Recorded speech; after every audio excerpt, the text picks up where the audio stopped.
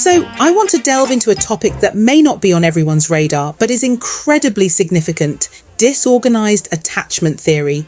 Now, for those of you who might be a bit puzzled about what that entails, let me break it down for you in a way that's relatable and, dare I say, engaging.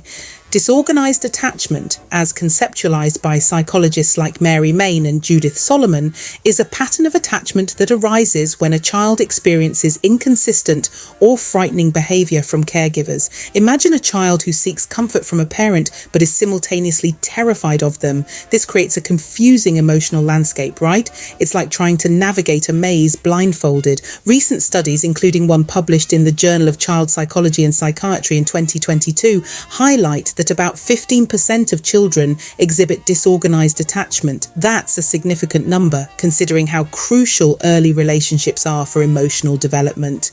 These children often grow up struggling with relationships, exhibiting anxiety, and facing difficulties with regulating their emotions. Now let's take a real life example. Think about someone like John, who grew up in a household where his parents were loving one moment and volatile the next.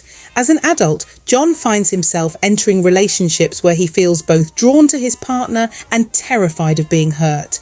This push-pull dynamic can lead to breakups, emotional distress, and even mental health issues. In fact, research has shown that individuals with disorganized attachment are more likely to develop mental health disorders, including anxiety and depression. But it's not just the individual level we need to consider, it ripples out into society. When people carry these attachment styles into adulthood, we see patterns of behaviour that can affect workplaces, friendships and communities. A report from the Mental Health Foundation in 2023 revealed that poor mental health costs the UK economy around £100 billion annually. When you start connecting the dots, you can see how disorganised attachment can contribute to this larger picture. We must also reflect on the generational impact. Children who grow up with disorganised attachment are more likely to become parents who struggle with their own attachment styles, perpetuating a cycle of emotional distress. This is something we can't afford to ignore, given that the World Health Organization estimates that around 1 in 7 children experiences mental disorders. So what can we do about this? Raising awareness is key.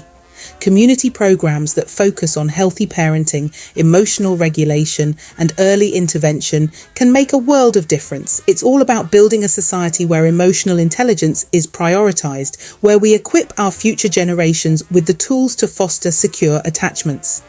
So, disorganized attachment theory is not just a psychological concept, it's a lens through which we can understand our relationships and societal structures. By addressing these underlying issues, we can create a better, more emotionally resilient society. Thank you for lending me your ears today. Let's work together to foster healthier relationships for ourselves and for the generations to come.